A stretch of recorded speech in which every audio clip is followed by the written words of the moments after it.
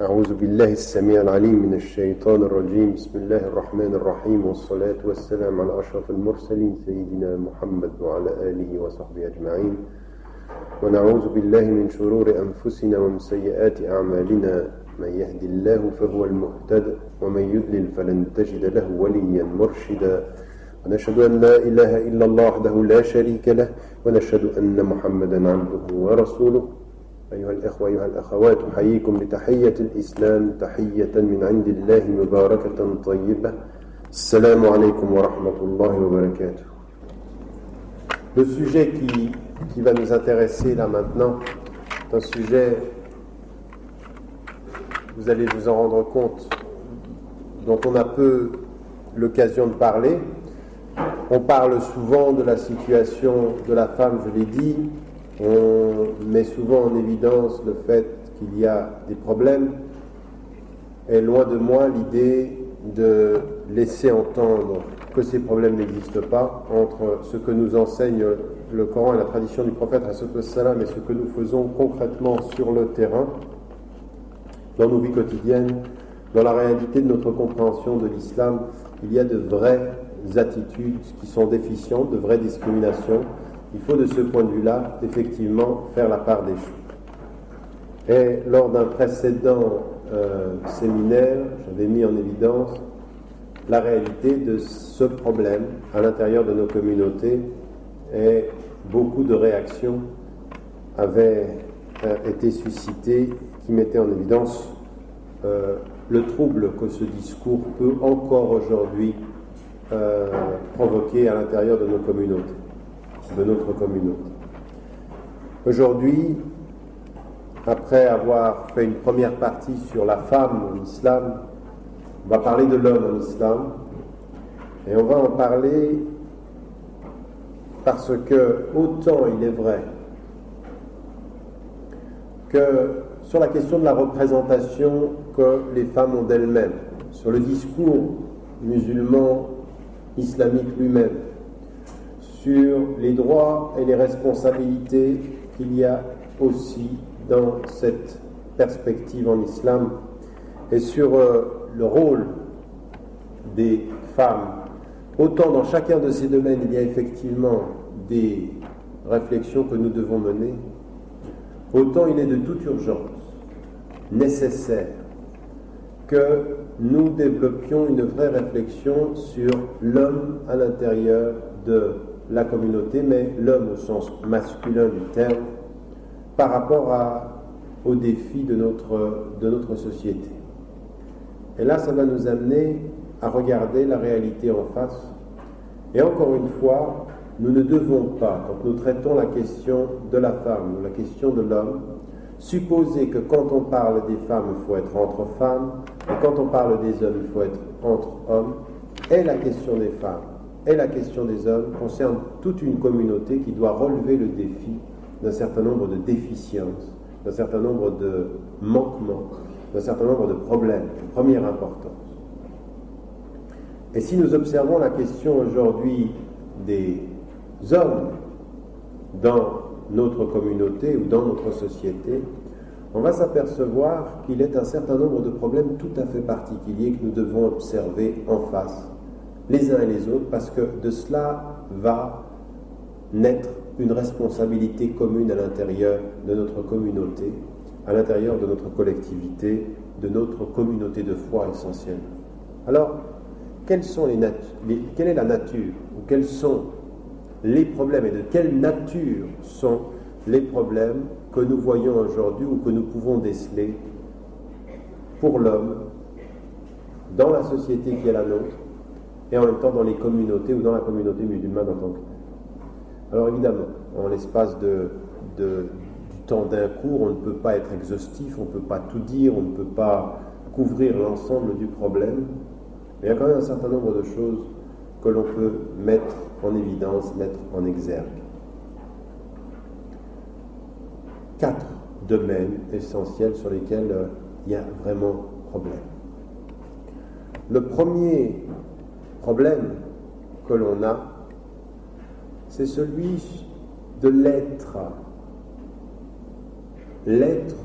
du musulman, de l'homme musulman, quand il veut être avec Dieu, quand il veut protéger sa spiritualité dans cette société, dans sa communauté. Au niveau de l'être, nous avons effectivement un problème, nous allons y revenir. Le deuxième des problèmes avec l'être, c'est un problème d'équilibre.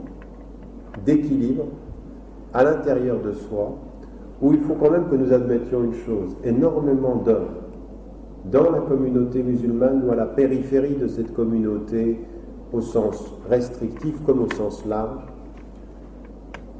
J'entends par là le fait qu'il y a certains musulmans qui sont musulmans pratiquants, d'autres musulmans qui sont des musulmans qui disent « je suis musulman » mais ils ne pratiquent pas, puis d'autres qui sont musulmans d'origine et de tradition mais qui ne se reconnaissent pas en cela. Et bien, tout cet ensemble-là, si tant est qu'on doit considérer en plus l'ensemble, eh bien, on a un problème d'équilibre.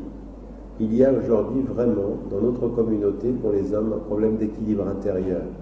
Il y a beaucoup de déchirements, beaucoup de problèmes intérieurs, et je crois qu'on s'occupe beaucoup dans notre communauté. Mais ça, c'est à mon sens, je vais le dire comme je sens, c'est une perversion de notre intelligence par rapport à notre religion. On dit oui, mais toute la question entre l'homme et la femme, c'est une question de droit, c'est une question de devoir, et puis 99% des fois, quand je dois intervenir sur la question de la femme, quels sont ses droits, quelles sont ses obligations, on est devenu, dans notre discours sur l'homme et la femme, à l'exemple de code de la route, quoi. Quel droit, quel devoir. Et puis on suppose que quand on connaît ses droits et quand on connaît ses devoirs, ça marche comme sur des roulettes. C'est faux. C'est faux. Les problèmes sont beaucoup plus profonds que cela. Et l'idée, par exemple, que l'homme, puisque la femme, elle est en train de lutter pour que soient reconnus ses droits, l'homme, donc, il a, lui, des droits, et donc, puisqu'il a des droits, ça va. Comme si, dès que tu as tes droits, tout va. Et c'est méconnaître la réalité de l'équilibre pour les hommes aujourd'hui. On va beaucoup parler de ça aujourd'hui. Une question, un gros problème d'équilibre intime, d'équilibre spirituel, d'équilibre social, et qui nous amène au troisième des problèmes. Le troisième des problèmes, c'est celui de l'image que les hommes ont d'eux-mêmes. Et là, c'est pas simple, parce que notre société, elle a énormément changé les choses. Et que l'image que l'homme pouvait avoir dans les communautés musulmanes, dans une société par exemple comme celle au Maroc ou en Algérie ou en n'importe quel pays majoritairement musulman, eh bien, cette image également a changé. Vous êtes dans une société qui met à mal l'image que l'homme peut avoir de lui-même. Qu'est-ce que je suis finalement dans cette communauté, dans ma famille? Il y a un problème d'image et vous allez le voir, je vais aussi beaucoup insister sur cette donnée. Quatrième des problèmes importants que nous trouvons pour l'homme, c'est celui de son rôle. C'est celui de son rôle puisque tous les psychologues qui se tournent et qui orientent leur analyse sur ce qu'on appelle par exemple la psychologie sociale, ou ce qui concerne la réalité de la famille, ou ce qui concerne également l'évolution de la notion d'autorité dans nos sociétés, mettent en évidence le fait qu'il y a de vrais bouleversements dans le rapport que l'on a à l'autorité. Et qu'est-ce qui, souvent dans les sociétés traditionnelles, portait la dimension de l'autorité? C'était l'homme. Et donc là, il y a un vrai problème. Et on s'aperçoit que même au sein des familles, le rapport à l'autorité, donc le rôle même, encore une fois, je ne dis pas qu'en islam, l'autorité est uniquement pour les hommes, c'est faux. Mais ce que je dis, c'est que la question de l'autorité a été tellement bouleversée, le rapport à l'autorité a été tellement bouleversé que ça a un rapport sur le rôle de l'homme, forcément. Et qu'il faut qu'on en parle. Et il faut qu'on en parle de façon extrêmement directe. Donc on a aujourd'hui un certain nombre de domaines sur lesquels, pour un homme, les choses ne sont pas acquises et ne sont pas simples.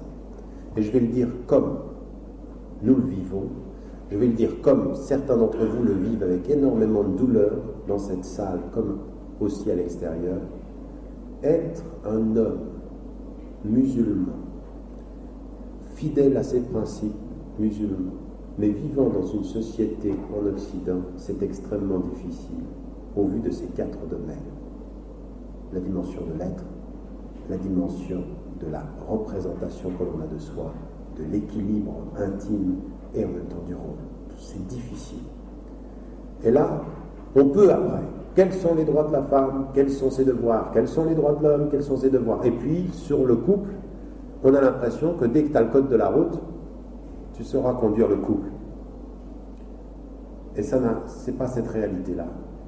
Et on ne vivra pas ni personnellement, ni en couple, ni en famille, comme si on était des robots. Il y a un certain nombre de problèmes qu'il faut que nous regardions en face et qui sont déchirants et qui déchirent beaucoup de personnes. Alors allons directement au cœur de la question. La première des choses que nous savons, et je l'ai dit et je le répète, et ça c'est un discours qu'on peut avoir pour l'homme comme pour la femme, on sait une chose. On sait, et je l'ai répété tout à l'heure, qu'il y a à l'intérieur de nous, oui, qu'il y a à l'intérieur de nous quelque chose qui nous fait aimer, et Dieu, et la vérité, et qu'à plus forte raison, quelqu'un qui dit La ilaha illallah et qui dit moi je suis musulman, il est en train de dire il y a quelque chose que j'aime dans cette relation que j'ai avec la vérité. Et quand je dis la vérité, je me sens bien. Ça, on le sait. Mais on sait aussi qu'il y a à l'intérieur de chaque être des choses qui le poussent aussi à se laisser aller vers le mal, et c'est ce qu'on mettait en évidence tout à l'heure par rapport à se laisser aller, et des pulsions qui sont à l'intérieur de nous, des instincts, qui sont des instincts qui nous font, de ce point de vue-là, vivre avec nous-mêmes dans un rapport où ça demande un effort pour rester fidèle à nos principes islamiques. Bien. Dans quelle société vivons-nous quand nous sommes aujourd'hui en Europe? Dans quelle société vivons-nous? Nous vivons dans une société qui met énormément l'accent, avec une insistance telle que c'est parfois une agression, c'est souvent une agression, sur tout ce qui stimule la dimension instinctive, et en particulier par l'usage de tout ce qui va être par rapport à l'homme la dimension féminine. Et là, il faut qu'on soit clair, parce qu'on peut venir tourner autour du pot. Moi, je vais prendre les choses comme elles sont. Quand vous êtes dans la rue, ici à Roubaix, ou dans n'importe quelle ville en Europe, ou quand vous regardez, pour certains d'entre vous, la télévision ou les publicités, vous le savez, même vous le savez intellectuellement, mais souvent on le sait intellectuellement, mais on ne va pas jusqu'au bout de ce que ça veut dire socialement. Vous savez que vous êtes dans une société qui, au nom d'une certaine vision de la consommation, une certaine vision de l'homme, va énormément insister sur la stimulation de l'instinct. Quand vous avez aujourd'hui des publicités pour du savon, pour des voitures, pour n'importe quel produit, l'un des éléments les plus immédiatement percutants pour la consommation est l'usage de la femme. Et la femme, dans ce qu'il y a, en l'occurrence, et c'est pour ça que c'est un problème d'hommes et qu'il faut le regarder en face, mais pas que les hommes. Toute notre communauté doit regarder cela en face, parce qu'il faut savoir ce que peut vivre un homme dans une société comme celle-ci, où la volonté de consommation est énormément liée à la stimulation de l'instinct. Une stimulation qui est une stimulation qui peut être, de ce point de vue-là, extrêmement agressive. Extrêmement agressive. Et sur le plan du fait d'être dans la rue, ici en France, ou quand on est en face de la télévision, et quand on a des principes moraux, quand on a envie de plaire à Dieu, ben on fait face à cela. Et la question qu'il faut se poser, c'est comment ça se vit, ça? Je vous prends un exemple. J'arrive, je ne sais plus dans quelle ville, en avion, je sors de l'avion, et vous suivez entre guillemets, le troupeau des passagers de l'avion. Et puis on vous dit, ben, tu vas là, tu tournes à gauche, tu vas à droite, et puis vous suivez. Bon, ben vous suivez.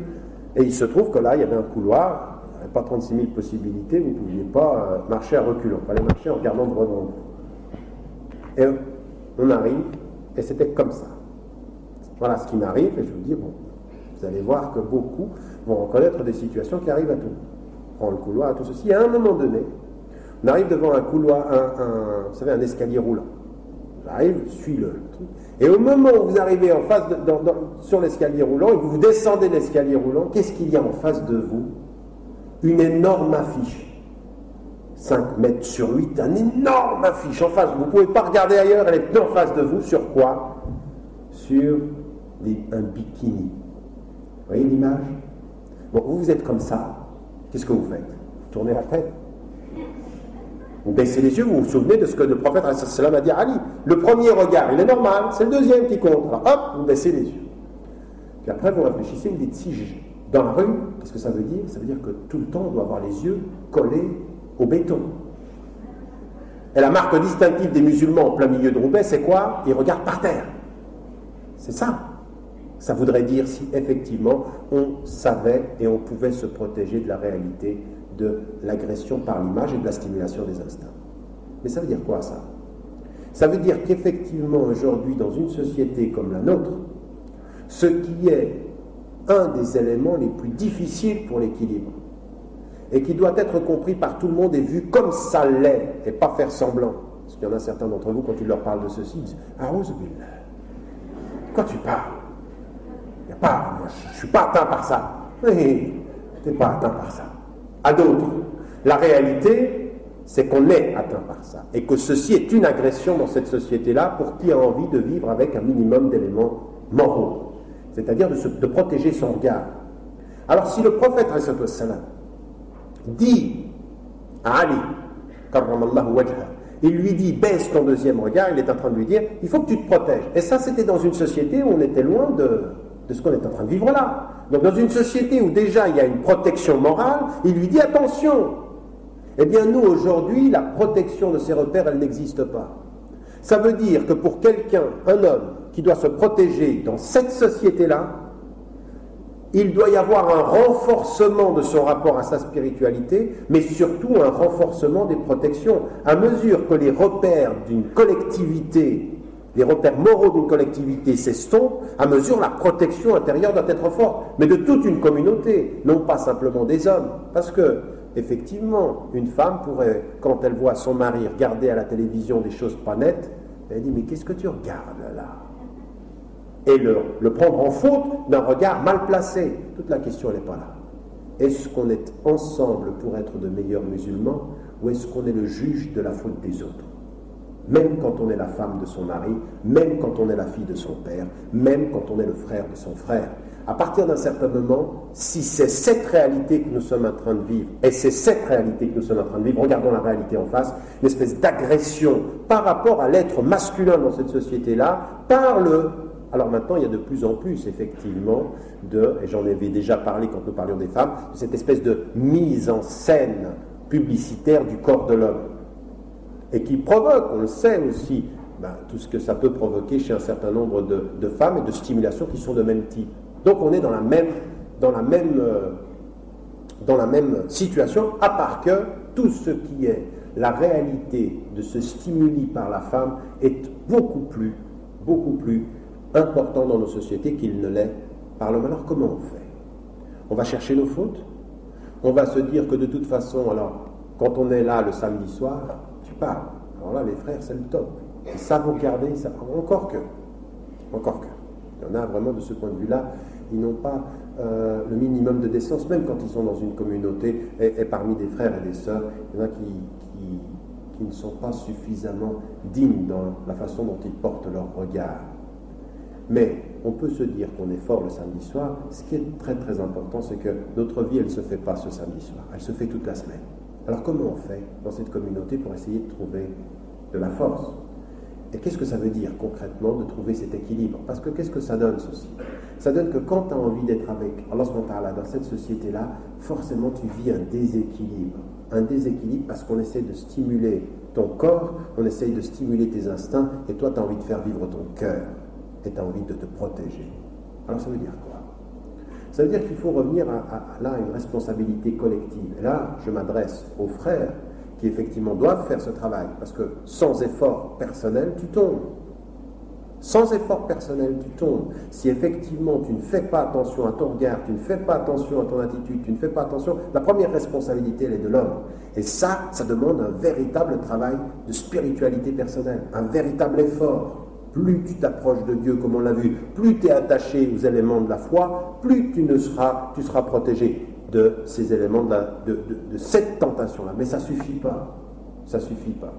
Il faut de ce point de vue-là aller beaucoup plus loin dans notre rapport à nos principes et de notre rapport les uns avec les autres. Qu'est-ce que nous dit notre tradition de ce point de vue-là? Première chose qui nous est mise en évidence, des choses tout à fait particulières. Je vais vous raconter une histoire.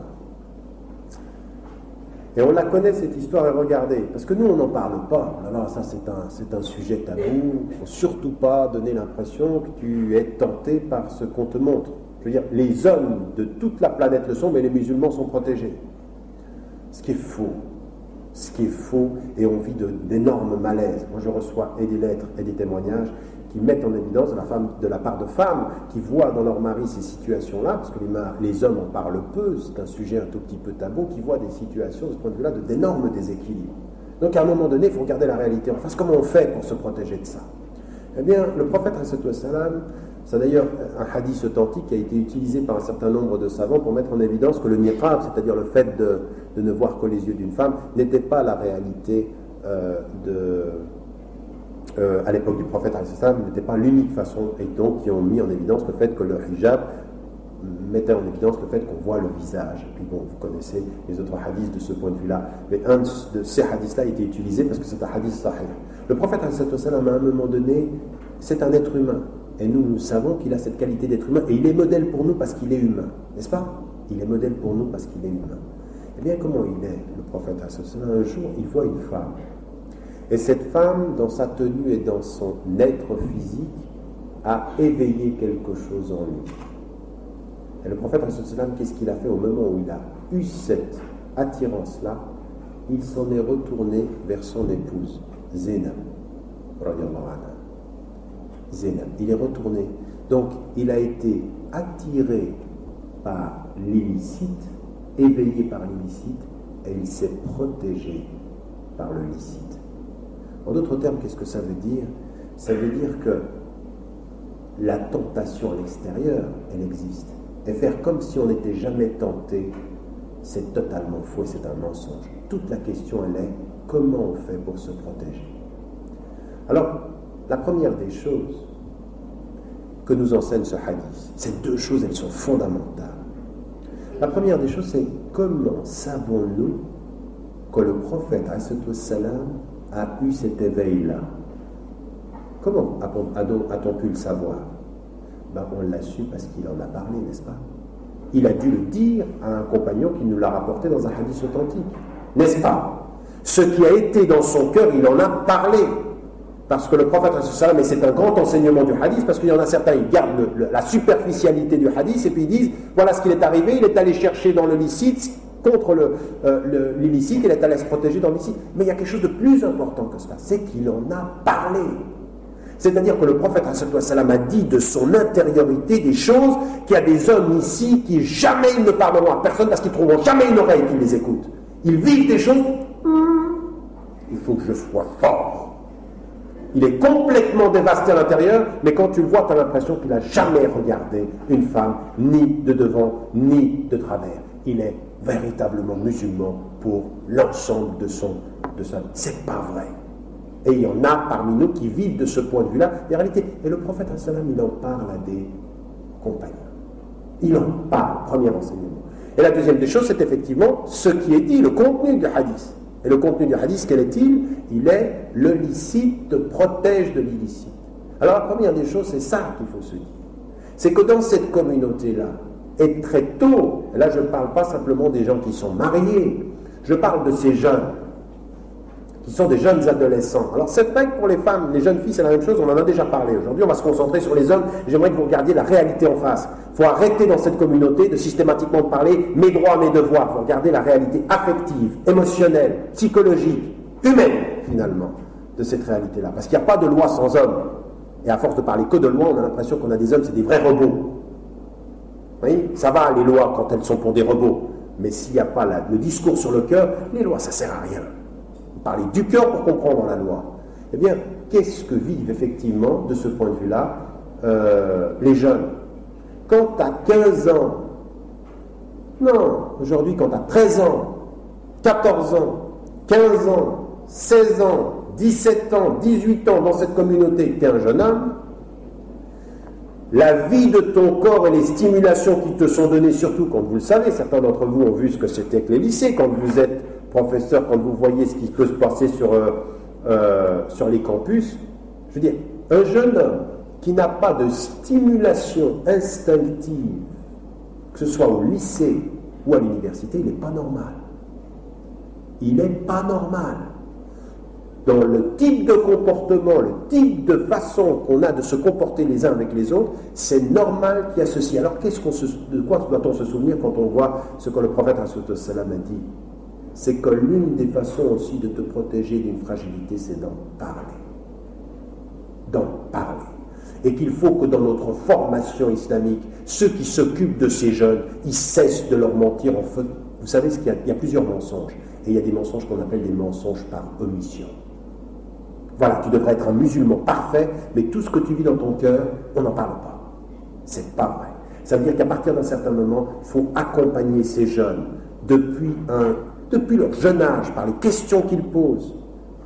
Toutes les questions que ton corps pose à ta conscience, tu as le droit de me les poser. Si je suis ton formateur. Tout ce qui te passe par la tête, tu dois pouvoir le poser.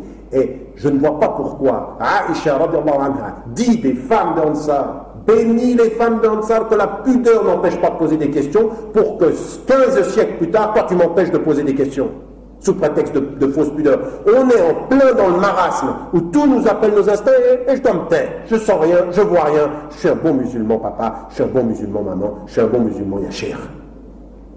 C'est faux, c'est du mensonge par omission. Et ce mensonge par omission suppose que l'on regarde ce que le prophète il en a parlé, donc il faut pouvoir en parler. Donc il faut qu'un jeune, à partir de 12-13 ans, il ait aussi une écoute. Les questions que tu as, elles sont légitimes, parle-en. Mais pour pouvoir en parler, il faut que j'ai des oreilles qui ne soient pas des oreilles de juge, mais des oreilles de compagnon. Accompagner ceci. Et puis, conseiller, mais ça veut dire qu'en fait, il faut regarder la réalité en face.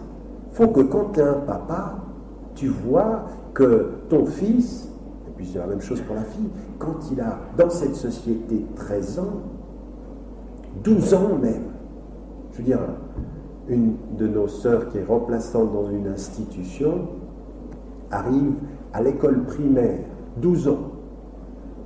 À l'école primaire, 12 ans. C'est une sœur, elle fait très très attention à sa tenue. Elle arrive devant la porte, un de ces jeunes de 12 ans, l'épaule contre la porte, et lui dit « Ciao, baby ». 12 ans. Bon, quand tu le prends, tu le soulèves, tu le sors. 12 ans. 12 ans, ça veut dire, vous y voyez un tout petit peu le genre de comportement que ça peut vouloir induire. Et les éléments de séduction, maintenant, ça arrive à l'école primaire, où vous avez des jeunes filles qui ont bien compris comment on séduit. Vous en avez qui ont des tenues avec ces trucs qui arrivent là jusqu'en dessus du nombril, à l'école primaire. Bon, le jeune qui a 12 ans, un petit garçon là, musulman, très bien à la maison, hein, ne pose jamais de questions sur rien. Il vit rien, lui, il voit rien. Il ne faut pas qu'il en parle. Alors que le prophète sallam, qui est un adulte, il parle de ça, et qui est notre exemple, eh bien il faut qu'on commence à prendre des choses là, les questions, le processus qui permet d'accompagner. Et c'est d'autant plus vrai à 18 ans, et c'est d'autant plus vrai à 20 ans. Et il y en a énormément qu'on ne parle pas, mais la réalité, quelle est-elle? La réalité, c'est que les jeunes aujourd'hui dans notre communauté, qui ont 20 ans, qui avant le mariage se sont protégés, sont une minorité. Vous le savez bien. Les quelques-uns qui viennent ici le samedi soir sont une minorité par rapport à tous ceux qui ne viennent pas, et qui vivent une vie qui est loin de tout ça. Parce que nous, on n'en parle pas. Parce que nous, on ne parle pas de ces réalités-là. D'essayer aussi d'accompagner dans le discours, premier élément.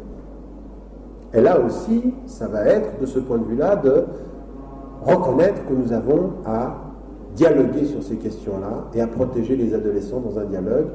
Et puis, peut-être qu'effectivement, certains iront dans l'excès, mais parler, c'est protéger.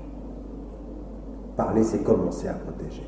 Et c'est effectivement dire à un jeune homme, je ne te parle pas de l'islam comme un idéal que tu n'atteins pas, mais l'islam, il est tout près de toi. Et il commence déjà, n'importe quel musulman commence déjà par reconnaître ce que tu vis est normal. Les difficultés que tu as, c'est normal. Que tu sois attiré, c'est normal. Combien il y a de jeunes qui ont 18 ans et dont ils entendent des frères qui sont enracinés dans l'islam et qui leur disent c'est normal ce que tu vis. Maintenant, ce qui est important, c'est que tu saches comment te protéger. C'est-à-dire, on parle de la normalité et on essaye de se protéger plutôt que de parler d'un idéal que jamais personne n'atteint. Bien, premier élément donc, un véritable discours là-dessus, une véritable formation. Et bien comprendre une chose, une formation qui se serait faite pour des musulmans comme elle était faite au Maroc et en Algérie est non seulement contre-productive en Europe, mais elle pourrait être catastrophique. Catastrophique, c'est-à-dire de choses dont on ne parle pas dans le pays d'origine. Ici, quand on n'en parle pas, c'est contre-productif. Parce que dans le pays d'origine, ça protégeait, même si maintenant les choses ont bien changé, ça pouvait protéger un silence comme ceci parce qu'on était dans un milieu culturellement orienté par les repères moraux. Mais ce n'est pas le cas ici, donc on est obligé de pouvoir discuter de ça. Et puis vous êtes étonnés, des jeunes garçons, à 12 ans, à 13 ans, ils savent des choses, ils vivent des choses, ils voient des choses, ils entendent des choses, ils voient des comportements dont il faut pouvoir dire quelque chose. Et surtout, apaiser le déchirement intérieur que beaucoup de jeunes vivent aujourd'hui, jusqu'à l'âge du mariage. La deuxième des choses que nous dit le hadith, le licite te protège de l'illicite. Et le prophète, il est allé trouver sa femme pour ne pas être attiré par une autre femme. Et là, de la même façon, il est en train de nous donner un enseignement vraiment très important.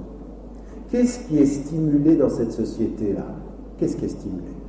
Toutes les dimensions de l'instinct et de la sexualité.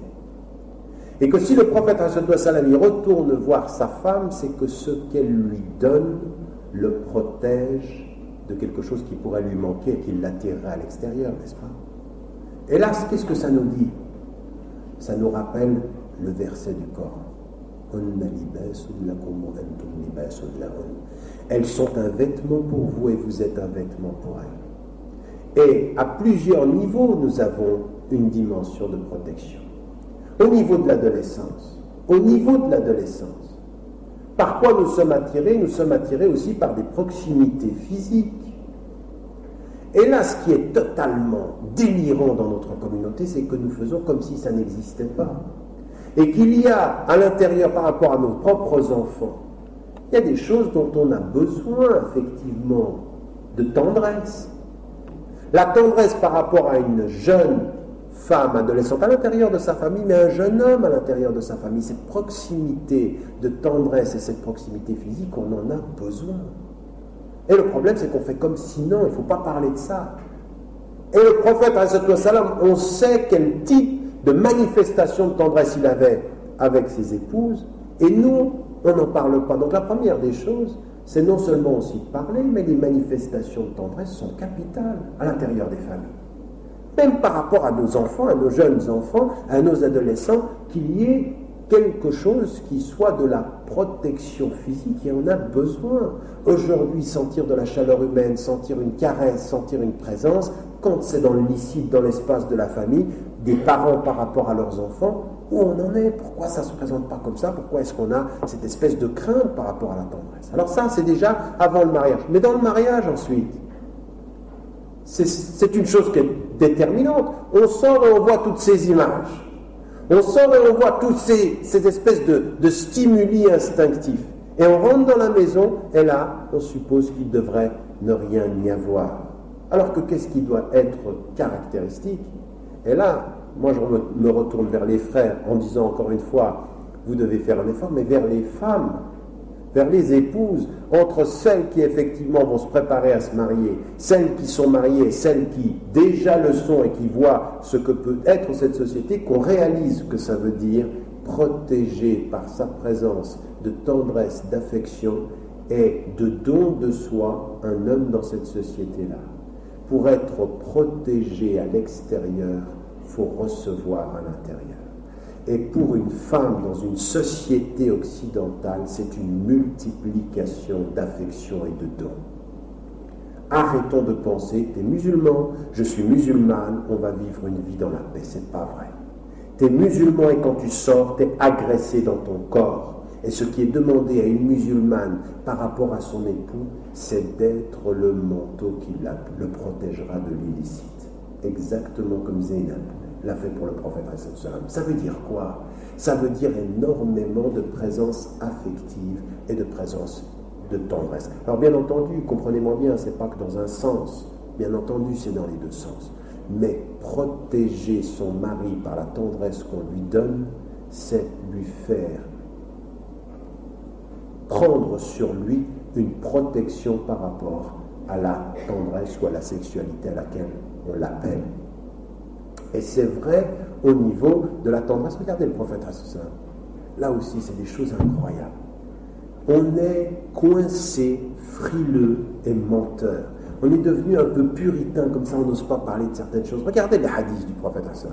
On sait que quand Aïcha était indisposée, c'est-à-dire que la relation sexuelle n'était pas possible, le prophète sallam avait avec elle des moments d'une tendresse extrêmement profonde. Elle le dit, il était extrêmement tendre et il avait besoin de proximité physique avec elle en période d'indisposition. Ça veut dire quoi? Ça veut dire que le prophète sallam, qui est notre modèle, il manifestait par rapport à sa femme un besoin de tendresse, un besoin d'affection, et qu'elle lui donnait cette affection et cette tendresse. N'est-ce pas? On en a besoin.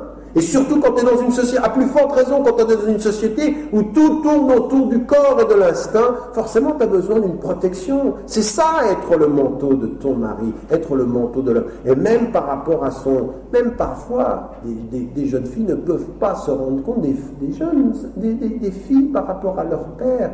Donner de la tendresse à son père, c'est le protéger de la tendresse à laquelle on l'appelle à l'extérieur.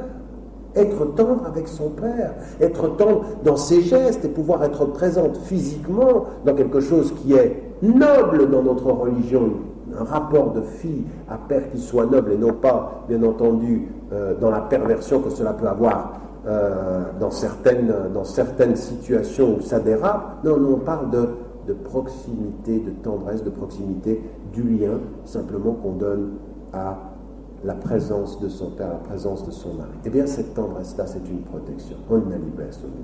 Elles sont un vêtement pour vous. Et à plus forte raison aussi au niveau réellement du besoin de la vie du corps.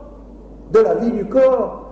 Et de la vie du corps, il doit trouver quelque chose qui lui soit donné à la maison pour qu'il ne soit pas attiré par des manques à l'extérieur.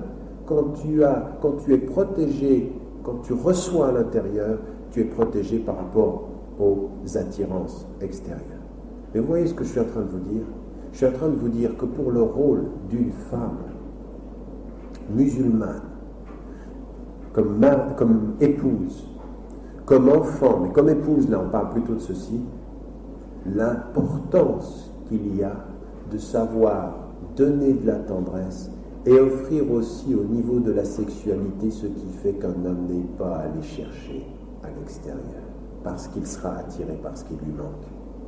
Puisque c'est arrivé au prophète ﷺ, c'est vous dire combien c'est important qu'on soit conscient de ceci à l'intérieur des demeures. Et plutôt que de regarder son mari et de dire « Ah, mais qu'est-ce qu'il regarde ?» Il faut à partir d'un certain moment de se poser la question « Mais qu'est-ce que je lui donne pour qu'il regarde moi ?» Et c'est pas rien. Et c'est pas rien de discuter de ceci et de se dire on a à revoir la qualité affective et de tendresse et de la dimension de sexualité à l'intérieur de nos couples. Et là, j'aimerais vous dire une chose, il faut arrêter de faire semblant dans nos couples aujourd'hui, comme si c'était le top parce qu'il suffit qu'on soit musulman, je ne sais pas combien j'entends par semaine de situations de crise à l'intérieur des couples où il y a effectivement des manques d'expression de tendresse. il y a des hommes, bien entendu, qui négligent leurs femmes, mais il y a des femmes, de ce point de vue-là, elles négligent totalement leur mari. Et alors, là, il y a une chose qui est totalement folle. Il y a des choses qui sont normales et qui peuvent devenir licites ou illicites. Oui? Je vous prends un exemple. Qu'on soit stimulé par quelque chose, qu'on soit séduit, Zuyyina linnas, Allah, il nous dit, il a embelli les choses pour que ça nous attire. Mais le fait d'être attiré et séduit, il y a une bonne séduction et il y a une mauvaise séduction, n'est-ce pas? Il y a une mauvaise séduction, c'est que quand cette séduction elle t'amène vers le haram, c'est-à-dire quand tu commences à regarder des choses qu'il ne faut pas que tu regardes, quand tu commences à faire des choses... Alors là, tu es séduit par des choses que tu dois éviter. Mais il y a des séductions qui sont dans l'ordre du halal. Et là, on a par exemple des choses totalement aberrantes. On a l'impression, et certaines femmes le vivent de cette façon-là, et certains hommes le vivent de cette façon-là, que comme je suis musulman, attention, il y a des choses avec lesquelles on ne rigole pas. La séduction, ce n'est pas pour un musulman, tu comprends? Le musulman, il n'est jamais séduit par rien, il est sérieux. Un vrai rebond. C'est pas vrai. À la maison, une épouse qui a bien compris quel type d'agression un homme vit à l'extérieur, elle doit, non pas seulement elle peut, vivre de la dimension d'une séduction dans le licite. On a à vivre ça. On a à trouver à la maison des choses qui sont de l'ordre de la séduction jusqu'à la dimension du corps et jusqu'à la dimension... C'est licite, c'est halal. Tu ne portes pas ton hijab et tu ne portes pas la même attitude avec l'homme avec lequel tu vis qu'avec tous les hommes. Autant la séduction avec laquelle tu peux attirer à l'extérieur, c'est non, mais autant à l'intérieur, c'est oui, parce que c'est une dimension de sa protection. Il y a une séduction qui est halal. Et il y a des femmes, quand elles se marient, il n'y a plus rien. Tu me prends comme je suis. Il n'y a absolument plus de dimension de stimulation de la vie qui va te protéger des instincts. Et c'est tout faux. Ça, c'est tout faux.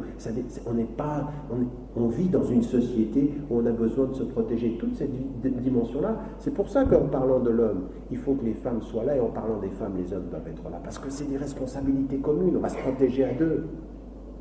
T'es ma protection, je suis ta protection, et ce qui peut te manquer, c'est par là où tu vas craquer. Vous connaissez la formule, une chaîne vaut par son maillon le plus faible. Tu regardes, tu veux savoir la solidité d'une chaîne, cherche le maillon le plus faible. Et si dans un homme ou si dans une femme, le maillon le plus faible, c'est sa tendresse, c'est le besoin de tendresse, c'est le besoin d'amour, c'est le besoin de proximité physique, ça va casser là où tu ne lui donneras pas. Et dans une société comme la société européenne, la société française, la pression qu'il y a sur cette dimension du cœur, de l'émotion, de la tendresse et de la sexualité est telle que ça impose, comprenez-moi bien, impose à toute femme musulmane de multiplier le don de tendresse, le don d'amour et le don de protection du corps dans cette société-là. Beaucoup plus que si tu vivais dans une société musulmane. Vous vous rendez compte de ce que je suis en train de vous dire? Je suis en train de vous dire, protéger un homme dans cette société, c'est un surcroît du don de soi. C'est-à-dire, si je ne veux pas que tu regardes ailleurs, je vais faire en sorte que tu me vois. Dans la dimension de la tendresse et dans la dimension du corps, de la sexualité. Et c'est comme ça que je te protège. Parce que Zénab, c'est comme ça qu'elle a protégé le prophète. Et si le prophète en a eu besoin, tu penses bien qu'en plein milieu de Roubaix, en plein milieu du nord de la France, j'en ai besoin. Et il ne faut pas se mentir. Alors, encore une fois, ça demande aux femmes une grande lucidité par rapport à cette société-là et une grande lucidité par rapport à ce qui est effectivement la dimension de l'homme. Et puis, il faut aussi en parler. Il faut en parler. Il faut oser dans les couples, il faut oser dans les familles, il faut oser en parler, comme le prophète en parlait. Le hadith dit deux choses, parler pour se protéger et se protéger en donnant ce qui peut manquer à l'autre. Donc ça, c'est la première dimension, et on a vu, qu'est-ce qu'on en voit? On voit un énorme déséquilibre. Il y a énormément d'hommes aujourd'hui qui vivent des manques terribles, énormément de femmes qui vivent des manques terribles. Et ça, c'est parce qu'on n'en parle pas, on ne veut pas regarder cette réalité en face. Il y a des savants, regardez-moi ça, vous lisez Suyuti, 14e siècle. Il vous dit tout ce qui est permis dans l'ordre de la sexualité pour satisfaire son conjoint au XIVe siècle. Que si je vous prends une page et je vous la lis ici en public, il y en a qui seraient choqués. Parce qu'on ne parle pas de ces choses-là, ça c'est pour les non-musulmans. Nous, on a une relation à son mari, on a une relation à son papa, on a une relation de tendresse, c'est un code. C'est Yajouz, la Yajouz. À part de ça, il n'y a rien. Et puis tu vois des couples qui se déchirent parce qu'on n'arrive pas à regarder les réalités en face. Et les hommes, de ce point de vue-là, sont en train de vivre, dans notre communauté, des réalités extrêmement difficiles. Donc le dialogue, donc le retour au principe, ce que je vous ai dit au travers de l'exemple du prophète, puis l'autre chose. Il faut absolument lutter dans cette communauté sur les mauvaises habitudes culturelles. Il y a de bonnes habitudes culturelles qui sont venues des pays d'origine, il faut les garder. Mais il y a de mauvaises habitudes culturelles, et l'une de ces habitudes culturelles, je vous en avais déjà parlé, c'est qu'il y a des choses dont on ne parle pas. Hein? Quand tu es dans une famille orientale, vous voyez, je vais commencer par l'Égypte, hein? Ensuite Tunisie, l'Algérie, le Maroc, on ne parle pas. Ça se vit comme ça. Ça se vit tellement comme ça que tu es dévasté à l'intérieur, mais tu ne montres rien. Tu es mal dans ton cœur, mal dans ton corps, mal dans ton être, mais tu n'en parles pas. Et ça, il faut lutter contre ces traits culturels. Et je vous avais dit déjà une fois, pour ce qui concernait les femmes, quand je mets la situation des femmes, où je disais, mais il faut dire à la femme que l'on aime, qu'on l'aime, il faut dire que je t'aime, et qu'il faut manifester ceci. Un de nos frères, à la fin de la conférence, un frère d'Algérie était venu me dire, il me dit, elle était très très bien ta conférence, j'ai beaucoup aimé, mais tu sais, nous, on n'arrive pas. On n'arrive pas à dire je t'aime. C'est pas dans notre culture. Je dis, mais l'islam te dit de le dire.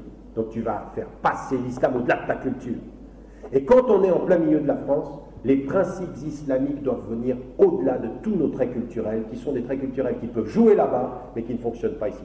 Notez que je ne suis même pas sûr qu'ils fonctionnent là-bas. Donc ici, ça veut dire qu'il faut multiplier les expressions. Pourquoi? Parce que quand vous êtes en face de votre téléviseur, quand vous regardez un film qui est lié à n'importe quelle situation, vous avez vu comme ils s'expriment? Ils n'arrêtent pas d'en parler. C'est dans le vocabulaire courant. Et nous, non. Tu dis rien. Je suis ta femme en islam, tu dois savoir que je t'aime. Je suis ta femme en islam. Évident. Et puis les hommes, c'est la même chose. Ça ne va pas, ça. Ces gestes de protection, ces paroles de protection, et je le dis à tous les âges de la vie, pour les jeunes hommes adolescents, pour ceux qui vont se préparer à se marier, pour les mamans, il faut se parler, il faut lutter contre ces traits culturels. Deuxième dimension qui pose un problème, c'est un problème assez important également, c'est celui sur lequel je vais beaucoup insister aussi, c'est celui du rôle de l'homme aujourd'hui. Et là aussi, on ne se rend pas compte dans cette communauté que si on ne réagit pas contre cette situation-là, on va aussi au-devant de vraies fractures. La réalité, quelle est-elle? Elle est que parmi les communautés les plus fragilisées dans la société française, par exemple, prenons que cet exemple-là, et en particulier au nord de la France, c'est-à-dire plutôt qui vous touche vous, la communauté ou les communautés qui sont le plus touchées par le chômage, le sous-emploi, sont les communautés d'origine immigrée. Où vous avez des jeunes hommes ou des hommes qui ont Bac plus 2, Bac plus 3, Bac plus 5 au chômage, touchés par le chômage et qui, de ce point de vue-là, sont atteints à deux niveaux de leur être. Le premier, sur l'image qu'on a de soi. J'aimerais quand même vous rappeler que quand tu es au chômage dans une société, l'image que tu as de soi, elle est dégradée. La société est en train de te dire tu sers à rien. D'accord? Alors on le sait dans toutes les études de sociologie. On sait que ce qui peut perturber, casser, briser un homme ou un couple, c'est la situation de chômage. Et que ça doit être, pour nous on le sait, c'est-à-dire un acte d'exception. Alors qu'il y en a certains, je ne sais même pas comment ils font, ils entretiennent leur situation de chômage, oui, et même il y en a certains, ils disent, tu vois, moi je suis au chômage parce que je fais de la darwa. Alors ça c'est le top du top. tu tires profit du soutien de l'État pour faire de la dawa. Tout faux. Tu as tout faux. De A jusqu'à Z. La situation de chômage est une situation contre laquelle on lutte jusqu'à ce qu'on trouve du travail. Et on sait qu'on ne trouve pas facilement du travail. Mais quelle est la situation aujourd'hui dans la communauté? Quand on a nos jeunes là maintenant dans les cités, qu'est-ce qu'on est en train de leur présenter comme avenir? Qu'est-ce qu'un jeune de 15 ans, un jeune homme de 15 ans, dans la société dans laquelle nous sommes, voit de sa propre image comme valorisation? On est en train de lui dire quoi? D'abord, tu as 3 défauts. Tu es musulman ou d'origine ou arabe, d'accord? Tu es mauvais à l'école ou tu es au chômage, puis en plus tu vis dans la cité. T'es 3 fois la marge. Cette espèce de rapport qu'on a par rapport à soi-même, le rapport qu'on a vis-à-vis de l'image que les jeunes sont en train de se faire d'eux-mêmes, et même les adultes sont en train de se faire d'eux-mêmes, aujourd'hui dans cette société-là, c'est une image dégradée. Mieux, pour être plus explicite, complexée. Et il n'y a pas aujourd'hui, dans ce que l'on voit pour un homme dans cette société française, beaucoup d'entre les musulmans qui ont une image de soi qui est une image d'auto-respectabilité. Alors ça, on fait comme si ça n'existait pas. Mais il y en a certains, effectivement, ils reviennent à la maison, il n'y a pas beaucoup de travail, ou quand il y a du travail, c'est un travail qui est peut-être dégradant, ou un travail qui est sous-évalué par rapport à ce qu'on est. Vous avez effectivement des jeunes qui ont des bacs plus je ne sais pas quoi et qui ne trouvent rien. Et en plus, dans les cités, l'avenir, c'est rien, on ne va rien leur donner. Mais un jeune qui est comme ceci à 15 ans, 17 ans, qui est délinquant, marginal dans la cité, mais qu'est-ce qu'il devient à 30 ans? Quelle image il a de soi? Quelle image ils ont, ces jeunes d'eux-mêmes? Quand vous les voyez hurler comme ils hurlent, casser comme ils cassent, crier comme ils crient, ou rejeter comme ils rejettent, ce n'est pas un signe de fierté, c'est un signe de mal-être. Oui? Ils sont fiers pour cacher que ça ne va pas bien, que l'image qu'ils ont d'eux-mêmes, elle est dégradée. Comme je le racontais une fois, tu es dans un métro, tu le regardes droit dans les yeux, il a envie de te casser la tête, tu le regardes trop longtemps. Tu le regardes trop longtemps, ça veut dire que tu le gênes, un regard porté sur soi qui n'est pas du tout à l'aise avec soi-même. Aujourd'hui, c'est la réalité de la majorité de la communauté musulmane en France. C'est des hommes au sens masculin du terme, qui ont une image d'eux-mêmes eu égard à la société, qui passent par le chômage, ou qui passent par la délinquance, ou qui passent par la marge, et qui passent en plus par le déni de respectabilité dû au fait que tu es un arabe. Racisme, sous-emploi, marge de la société, c'est une image de soi extrêmement négative et qui touche aujourd'hui une majorité de la communauté. Alors comment on fait un couple? Comment est-ce qu'on répond à ce que nous dit l'islam? Tu as une responsabilité dans la famille, et on voit en plus des choses qui commencent à devenir absolument incroyables. Hormis les jeunes femmes qui portent le hijab et qui ne trouvent pour ainsi dire pas ou très peu de travail dans la société française, les jeunes filles d'origine immigrée qui ne portent pas le hijab et qui ne s'habillent pas selon les normes musulmanes trouvent plus de travail que les hommes. Et dans certaines situations, c'est la femme qui travaille, qui apporte de l'argent à la maison, l'autre il ne peut pas, il a une image de lui-même qui est dégradée. Quelle image ça donne par rapport à toutes nos références musulmanes? Ça donne des êtres déchirés. Ou par exemple, là maintenant, nous on a une délégation de Bosniaques qui sont arrivés, qui travaillent, ils prennent beaucoup plus les femmes que les hommes. Ils prennent plus les femmes que les hommes. Et de jeunes femmes maintenant trouvent plus de travail. Et vous avez des hommes, ils sont là, ils sont plantés dans cette société à ne pas trouver de travail, et puis en même temps, ils voient autour d'eux leurs propres sœurs, leurs propres femmes travailler. Ça ne pose pas un problème, ceci pour nous, que la femme travaille. Ce que ça pose et ce qui m'interpelle aujourd'hui et que j'aimerais vous mettre en évidence de façon extrêmement claire, c'est quoi? C'est que le rôle et l'image que les hommes ont d'eux-mêmes dans la société française, dans une société qui est la plus fortement atteinte, dans une communauté qui est la plus fortement atteinte par le chômage, c'est une image dégradée. Et que si cette communauté ensemble ne travaille pas dans tout le domaine social pour lutter contre ce chômage, pour avoir une présence, pour réintégrer par les voies du travail une présence qui soit une présence beaucoup plus affirmée, on continuera à développer des êtres complexés. Et ça, c'est un des grands problèmes. Aujourd'hui, sur le plan du travail, je veux dire, moi je travaille avec un certain nombre de frères qui font de la da'wah, je veux dire, vous sentez qu'ils ne sont pas bien. Ils ont parfois pas d'emploi, ils dépensent de l'énergie dans la darouane, mais ils sont pas bien, ils sont mal. Et ils rentrent à la maison, déjà ils ne sont pas souvent à la maison, mais quand ils rentrent à la maison, il n'y a pas de travail, il y a peu d'argent, il y a une image, on n'arrive même pas à tenir la maison, quoi. On n'arrive même pas à tenir la maison, c'est ma responsabilité devant Dieu, j'arrive pas. Cette société, elle me donne quoi? Elle me donne, après des années d'études ou après une formation, rien. Et une image extrêmement négative. Si on ne regarde pas cette réalité en face, on ne comprend pas, et il y a beaucoup de femmes qui ne comprennent pas que parfois le problème, il vient de là. Un homme qui est déchiré de ne pas être reconnu, et on a en islam une chose très très importante, qui est reconnue sociologiquement dans toutes les sociétés, la valorisation par le travail. Tu n'as pas de travail, tu te dévalorises. Et c'est la réalité de beaucoup de nos jeunes, maintenant, pour lesquels l'horizon du travail, c'est quoi? C'est rien. Une société qui ne les aime pas, et qui les marginalise, ou qui les pousse parfois à s'auto-marginaliser, et pour eux, de croire que c'est eux qui décident, qu'en fait, ils subissent. Bien. Regardons la réalité en face. C'est la majorité de notre communauté dans cette situation-là. Ceux qui aujourd'hui ont un travail réussissent à avoir un équilibre par leur travail dans l'espace familial sont une minorité. Une minorité. Et donc là, c'est un vrai problème du statut de l'homme. Alors on peut, là maintenant on imagine qu'on est dans un cours extrêmement classique sur l'islam. L'homme, responsable de la famille, gère sa situation avec la société, apporte l'argent, mène la famille vers le meilleur. Alors tu dis ça à quelqu'un, le type il te dit, ouais, où tu veux que je les mène vers le meilleur? J'ai pas d'argent, je suis déconsidéré dans cette société. Ou de quoi tu me parles? Tu es en train de me parler d'un idéal qui est tellement loin, ça n'a rien à voir avec ma réalité. Un discours islamique qui ne dit pas, qui ne regarde pas les choses en face.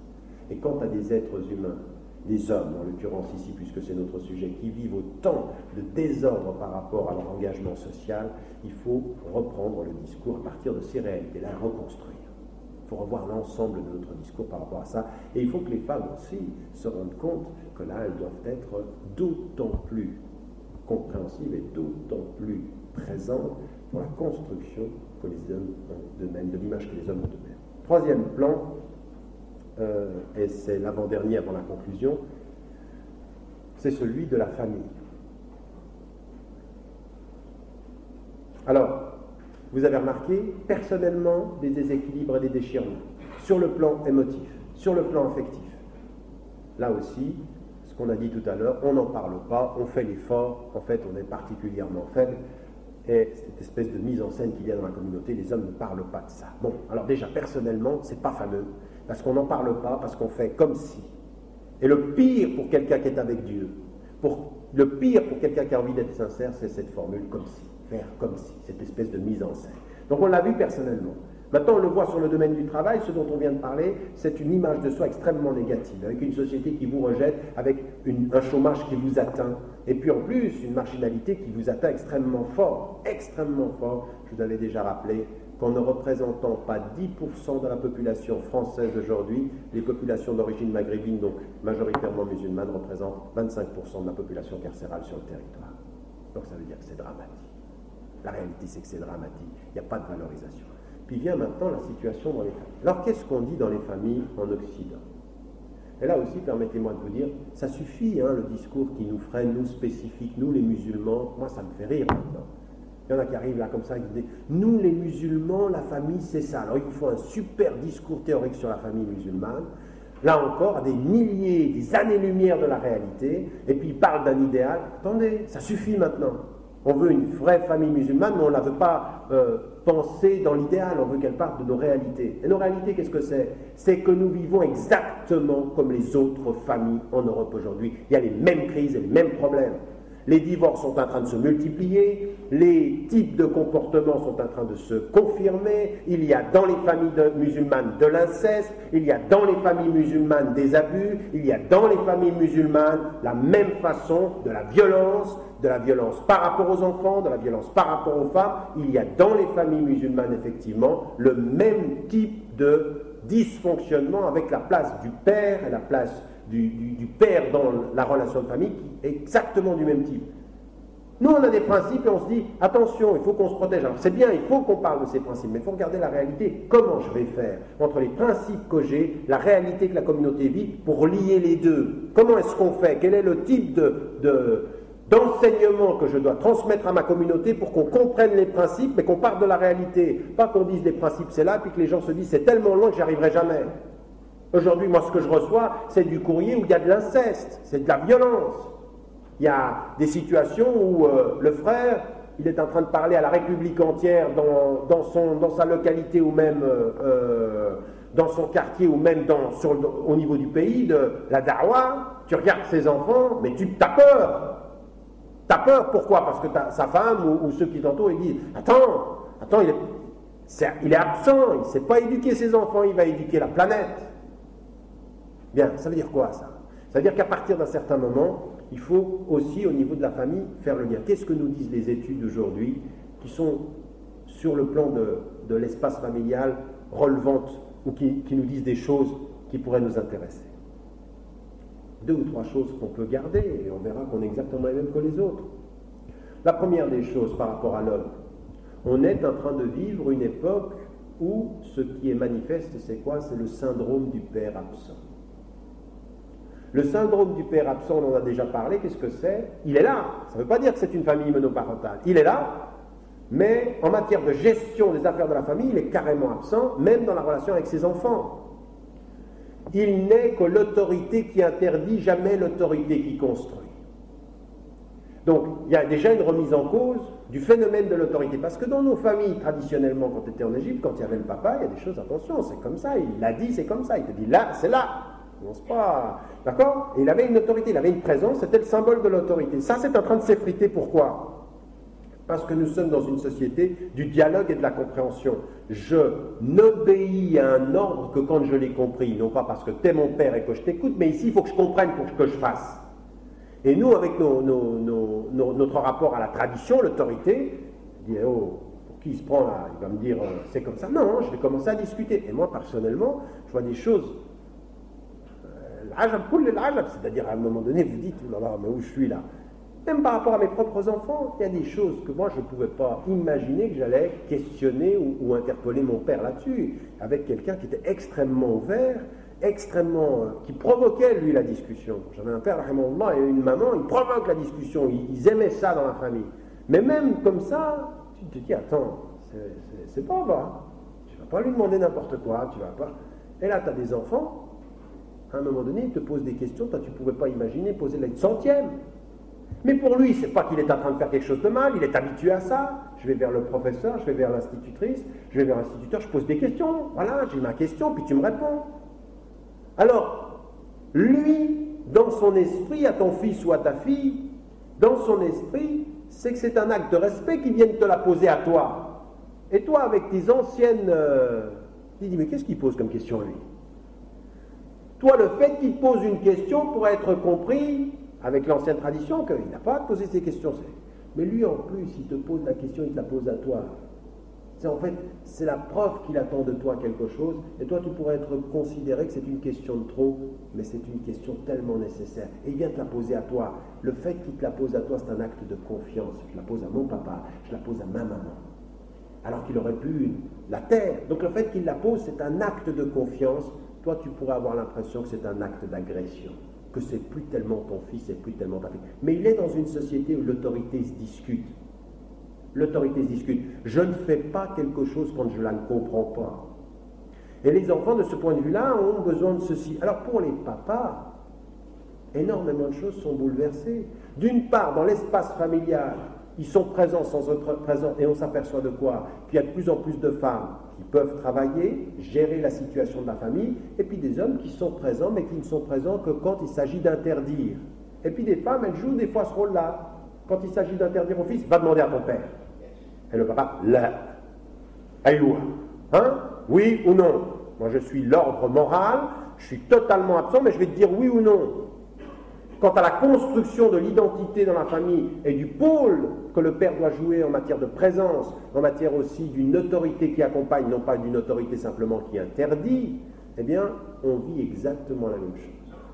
Et là, aujourd'hui, qu'on soit clair, Les familles musulmanes ne font pas exception à la règle. Le père est absent de la même façon et le mari ne joue pas son rôle de la même façon. C'est la même façon d'être devant la télévision, c'est la même façon d'être au travail, c'est la même démission à l'intérieur de la maison, c'est la même démission au niveau du dialogue. Et le pire, c'est que beaucoup des femmes et beaucoup des enfants l'admettent et vivent comme ça et le confirment. Alors à partir d'un certain moment, il faut dire deux choses. Il faut dire aux hommes, ça suffit. Je veux dire qu'il faut réinvestir l'espace familial. Ça ne sert à rien de faire 10 000 cours sur la famille en islam.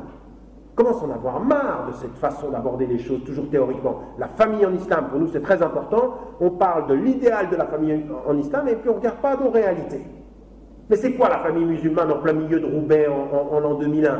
Qu'est-ce que ça va être pour qu'on puisse réussir à faire tenir une famille ? Ça va être de dire, voilà comment tu devrais être, voilà comment tu devrais être, et de conditionnel en conditionnel, on oublie l'indicatif présent. Et l'indicatif présent, c'est vraiment les pieds dans la réalité. Eh bien, ça veut dire qu'en fait, effectivement, il faut que les hommes et ceux qui sont là réinvestissent le champ de leur famille. C'est-à-dire qu'à partir d'un moment, ils aient véritablement un rôle qui soit un rôle d'accompagnant, un rôle de présence, mais il faut aussi que ceux qui participent de leur famille, à leur famille, eh bien, ils jouent ce rôle-là. Et là, moi, c'est ce que je demande, que les femmes, les épouses, refusent comme l'un des principes islamiques les plus nécessaires aujourd'hui pour la famille, que l'homme ne devienne que la garantie de l'interdit ou l'autorité de la limite. T'es dans ta famille, il faut qu'on parle. Qu'elle le refuse, ça veut dire avec l'énergie qu'une femme doit avoir pour sauver une famille et un couple. Elle dit, attends, on a envie que tu parles, on a envie que tu sois là, on a envie que tu participes à quelque chose de la vie de famille. Alors c'est difficile, mais il faut insister. Il faut se battre contre le mauvaises habitudes qui dit, bon, ben, toi tu es un peu en marge, nous on fait non. Non, tu dois être. Alors c'est des choses simples, moi j'insiste énormément là-dessus. J'en ai parlé quand il s'agissait de faire vivre la famille. On mange ensemble et t'es avec nous. T'es avec nous pour manger. Et on mange ensemble. C'est pas quand tu viens, tu manges, et puis nous, on a mangé avant, on a mangé après. Il y a des choses qu'on fait ensemble. Tu as une place ici. Tu vois, cette chaise-là, c'est ta place. Mais pas ta place pour interdire, ta place pour vivre avec nous. Il n'y a pas d'homme absent ici. Tu es présent avec nous, tu es présent pour construire. Et c'est un ordre islamique. C'est-à-dire que les femmes doivent pousser leur mari à leur dire, et que le mari le comprenne. Tu n'es pas là pour interdire et tu n'es pas là simplement pour venir le soir manger, partir le matin travailler. Tu es là pour vivre avec nous et il y a des moments donnés, il faut que tu nous donnes. Alors on ne peut pas le demander tout le temps. Je suis en train de vivre une vie avec une surcharge d'âme, mais il y a des moments, il n'y a personne qui s'immisce dans la famille, on construit ensemble parce qu'il faut être là et puis il faut être présent. Et puis là, ça demande aux femmes d'avoir cette attitude extrêmement positive et extrêmement exigeante. Puis aussi, ce n'est pas simplement par des ordres, c'est aussi par des façons de parler à son mari. C'est aussi une façon de lui demander son opinion. C'est aussi une façon de provoquer la discussion. C'est aussi une façon de lui dire écoute, un tel de nos enfants ou un tel que je connais vit ça, qu'est-ce que tu en penses ? Je te questionne, il faut que tu me répondes. C'est une façon de dire à quelqu'un tu as une place dans cette maison. Mais ça, il y a beaucoup trop de femmes qui finalement, de lassitude en lassitude, vous savez, le pire, c'est cette lassitude ou cette façon d'être, et puis on se dit bon, bah allez. Et puis après on laisse, et ça se casse la figure. Ça peut tenir 1 année, 2 ans, comme une femme qui ne donne pas à son mari cette présence affective et cette présence sexuelle, ça tient 1 année, 2 ans, 3 ans, puis après vous voyez, c'est une catastrophe parce qu'on reste des êtres humains et en particulier en Europe. Et bien de la même façon ici, il faut stimuler la présence. Mais il faut bien comprendre, moi je peux parler aux hommes en leur disant, il faut prendre sa place à la maison. Mais là, le rôle des épouses, de ce point de vue-là, il est nécessaire, il est fondamental.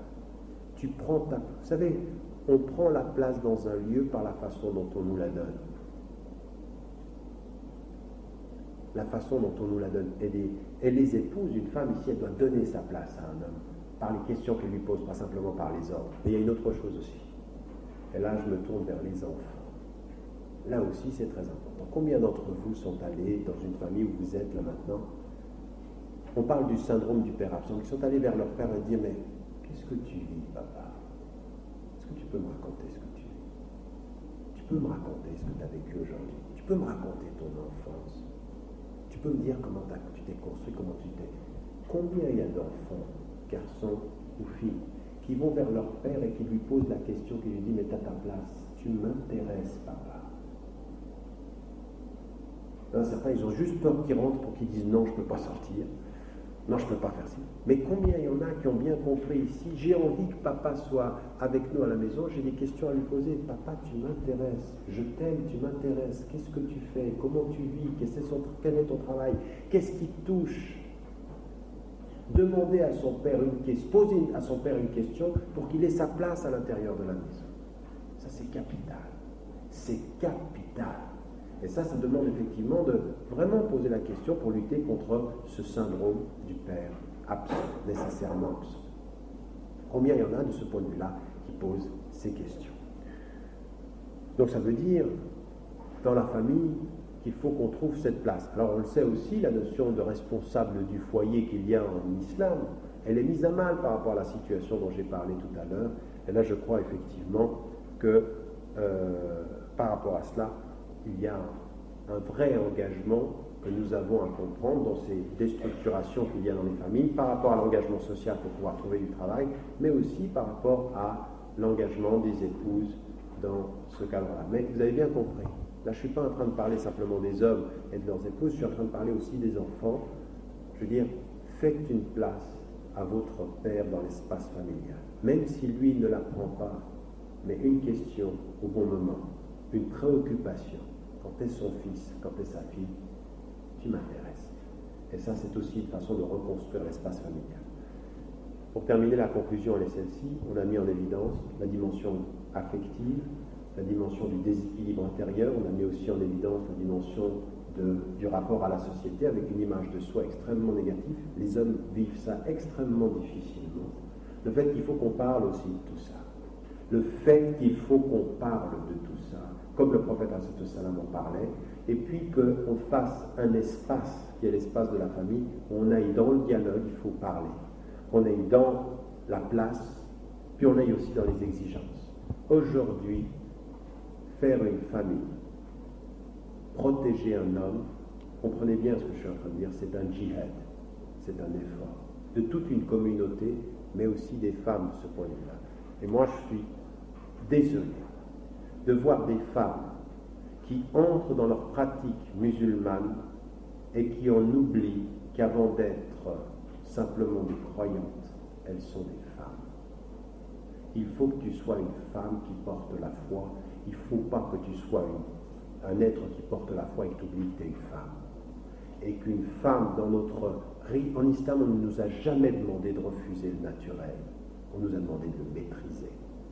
Et qu'une femme doit rester une femme croyante, sachant quels sont les besoins d'un homme, sachant quelles sont les fragilités d'un homme, sachant qu'est-ce que c'est qu'être un mari, sachant qu'est-ce que c'est qu'être un adolescent, et que cette responsabilité, elle est aussi la sienne. Ça fait partie, si on doit revenir à cet endroit-là, de ses responsabilités de femmes, et de femmes aussi qui portent la foi, et que ce n'est pas parce qu'on est deux musulmans, toi tu es musulman, moi je suis musulmane, que ça va marcher.